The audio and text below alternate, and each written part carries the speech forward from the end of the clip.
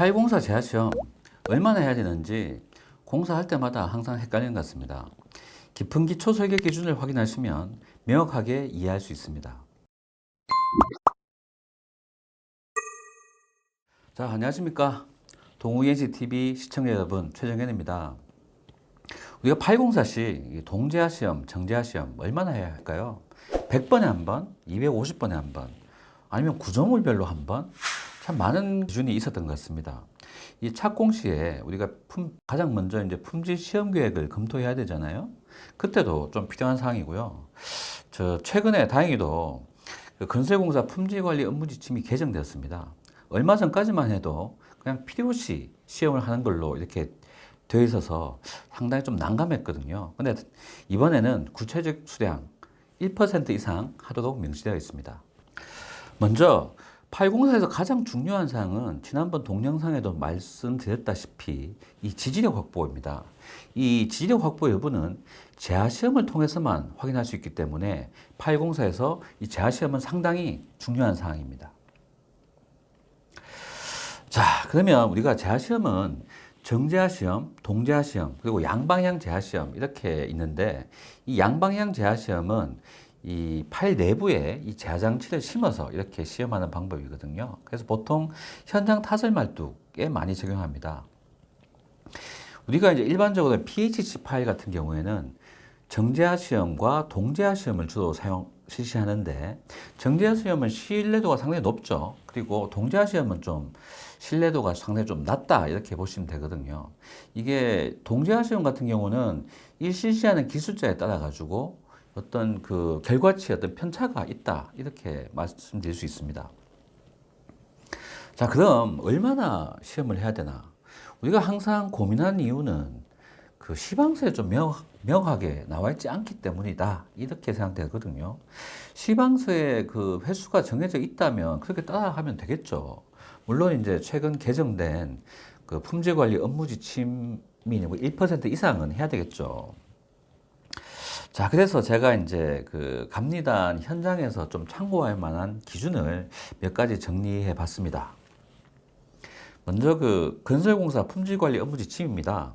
이 개정되면서 좀 강화가 됐는데요. 정재하 시험은 1% 이상, 그리고 이제 동재하 시험을 선택적으로 이렇게 실시할 수 있게 돼 있고, 동재하 시험도 1% 이상 돼 있죠.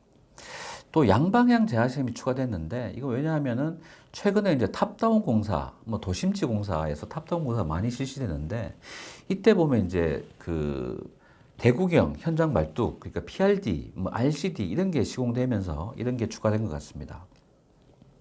그런데 이 기준만 보면은 정재하도 1%, 동재하도 1% 약간 좀 헷갈리는 면이 있습니다.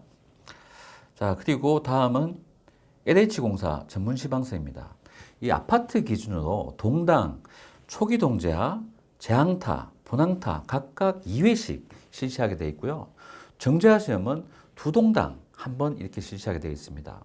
참고적으로 이제 동재하 시험의 그 수량 자체가 1% 미만이라고 나오면 이게 이 수량을 증가해가지고 동재하 시험을 1% 이상 실시해야 됩니다.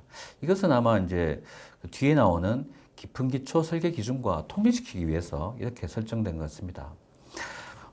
생각해 보면 LH공사는 보면 이 정재하 시험을 별도로 이렇게 실시하는 걸로 되어 있는 거예요. 그러니까 확실한 결과치를 확인하겠다 이런 의미라고 생각됩니다. 자, 다음은 깊은 기초 설계 기준입니다. 어떤 분은 이 깊은 기초 설계 기준을 이 말뚝 시공의 바이블이다 이렇게 말씀하시는 분도 있던데요. 여기서는 좀 단순하죠. 그냥 전체 수량의 1% 이상만 실시하는 걸로 명시되어 있고 정재하 시험이 원칙입니다. 동재하 시험도 실시할 수 있는데 재항타나 정자 등을 통해서 아까 말씀드린 어떤 신뢰도 문제에 대해서 검증할 필요가 있다 이렇게 명시되어 있죠.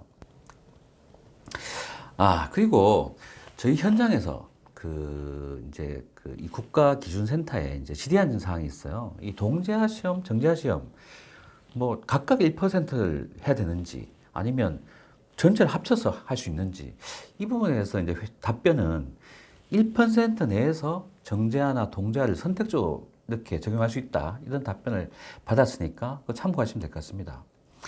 자, 종합해 보면 우리 건설공사 품질관리 업무 지침은 이 깊은 기초 설계 기준과 통일한 것 같습니다. 그래서 정제하나 동제하를 이제 선택적으로 적용할 수 있는데 정제하심이 원칙이다. 이렇게 말씀드리겠습니다.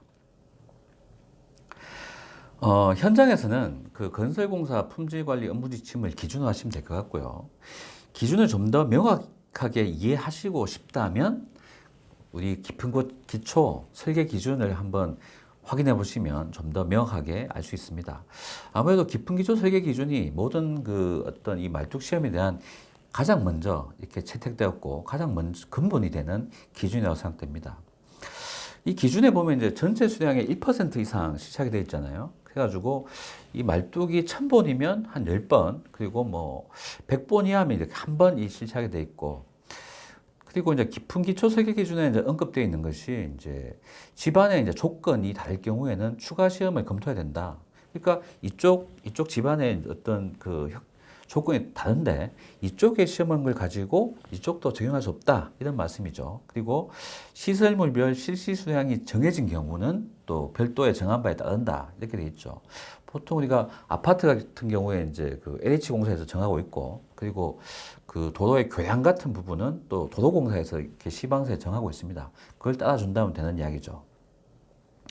자, 그런데 이 전체 수량 1% 가만히 생각해 보면 이 수량이 되게 많을 때는 아무 문제가 없어요. 뭐 한 파일 수량이 한 10,000번 정도 될 때, 그러면 시험을 한 100번 해야 되잖아요. 100번 정도 하면은 뭐 모든 조건을 다 확인할 수 있을 것 같아요. 그런데 만약에 이제 말뚝 수량이 이제 100번 이하, 뭐 30번, 40번 되는 이런 현상도 많거든요. 이런 경우에는 우리가 시향탓이 초기 동작 1회만 실시해서 이걸 판단한다? 이거는 좀 아닌 것 같지 않나 이런 생각이 듭니다. 아무리 적어도 초기, 재항타, 분항타 3회는 실시해야 되지 않겠나 이런 생각을 하고 있습니다. 저는 뭐 LH 아파트 같은 경우는 6회잖아요. 2번씩 하니까 이런 거 한번 생각해 보실 필요가 있을 것 같아요. 물론 현장마다 뭐 어떤 공사 여건도 다르고 이 공사비도 생각해야 되죠. 이 재하시험은 좀 그 시험 비용이 좀 비싸기 때문에 그 발주처 그리고 뭐 시공사 감리단이 잘 협의해서 이 품질을 확인할 수 있는 이런 걸 합리적으로 결정한 것이 맞다고 생각됩니다. 마지막으로 제 의견은 이렇습니다. 별도 정한 바가 없다면 전체 말뚝 수량의 1% 이상을 시험 수량으로 정하시고 정제하나 동제하를 선택적으로 적용하시면 될 것 같습니다. 만일 동제하 시험을 적용한다면 신뢰도 검증을 위해서 재항타 동제하 시험은 반드시 실시하시고 추가적으로 정제하 시험을 통해서 이 시험 결과치를 비교 분석하는 이런 검증 단계가 필요하다. 이렇게 말씀드리겠습니다.